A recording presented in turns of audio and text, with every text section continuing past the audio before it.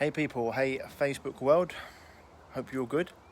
As always, if you're watching later on YouTube, please hit subscribe so you don't miss anything. And if you're watching on Instagram, like, comment, share it if you think this information is going to benefit you in any way.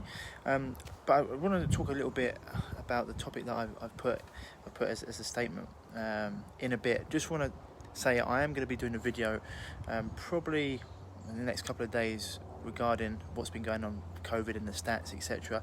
If you've been following me, you probably know my stance on it, and I think it's very, very telling that with all, how you going, Susan, with all the information out now about how 0.0046 fatality rate worldwide, how the flu jab in America is actually more deadly than this, and what's been going on.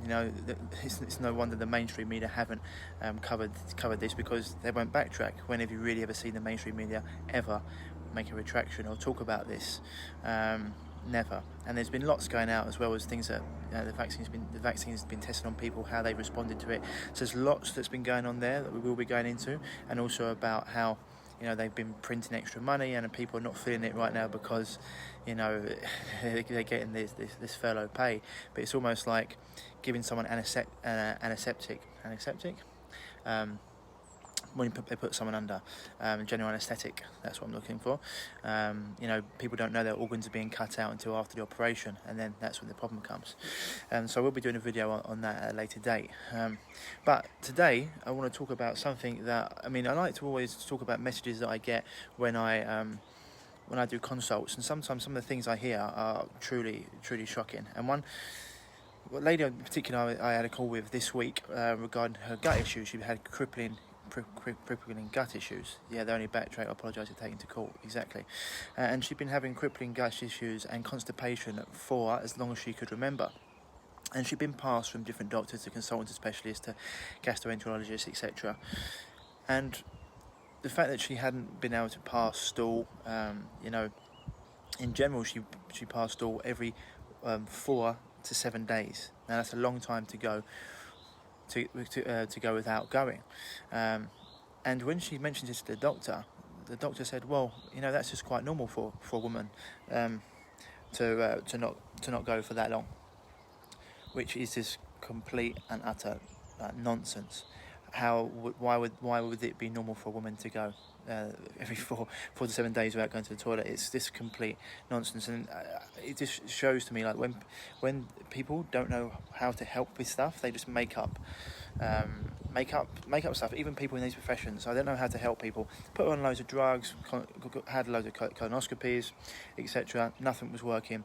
This had led to her having crippling arthritis, crippling skin issues, all because she was so backed up. Now, people out there, you should be passing stool 2 to 3 times a day. Generally, we should be moving about 12 inches of feces a day.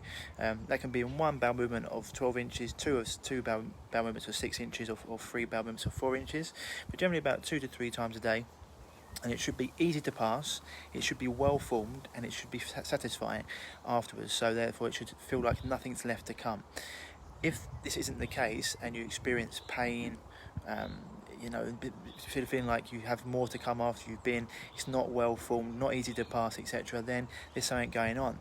And one of the reasons that people can go this long without going as well is because the body will use 70-90% of food is actually water, and the body will be trying to use that water to get rid of any toxins. If you're not passing, so put it simply, men have 4 ways of removing toxins, women have 5. We've got breath, stool, urine and sweat, and then women also have their menstrual cycle. If you're not removing toxins through these passages or through these methods, detoxification pathways, then they'll start coming out through your skin or other ways, and you start getting chronically ill. And these toxins, or this food that should be removed daily, if it's not removed, it remains toxic in your gut. Then you'll start getting other bacteria that will breed and proliferate. Then you start getting issues, and what started off as constipation can turn into chronic gut issues, skin issues, brain fog, memory problems, arthritis, whatever it may be. Okay, so this is why it's really important to have your detoxification pathways open and to be removing stool, etc. Going to the toilet, it should be, I know not to be crude here, but going to the toilet should actually be one of the simple pleasures in life. It should be quite a nice experience. It shouldn't be painful. The other way, if it's too loose as well, should be well formed. It's actually like Bristol stool chart. You can have a look at that and see what it's like. But if it's too loose, or if it's like rabbit droppings, etc., something's not right. And as you know, you've probably heard me say a million times before, your gut is where all health and all disease starts. You know, it's where 80% of your immune system lies. It's your enteric nervous system.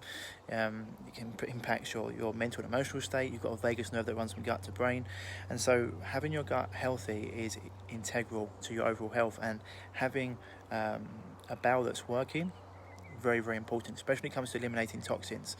Obviously, like breath is one of the main ones we get rid of toxins. We're constantly breathing, and you've got sweat, obviously urine and stool, but really need to be working. So if you've ever if for example you don't go to the toilet at least once a day, and you think that it's normal, it's not normal. It's just common, like a lot of the issues that we have in our world. Oh, sorry, things aren't normal; they're just common.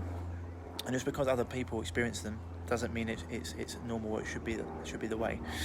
Hey Mariana, so things that you can do.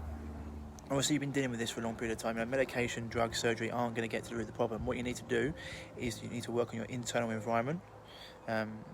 Anything about antidepressant withdrawals, I can do another video on that. But once again, these things are very toxic, and they can really influence the body, and the body can become. For that, I'll have to do another video on that. No worries, I will go on that. But once again, it's because the body gets so used to having this medication in it. Dietary tips would be to keep your diet as clean as possible. It's the same as everyone else. Talking about the gut here as well. Having good clean water, eating organic foods where you can, or just real foods.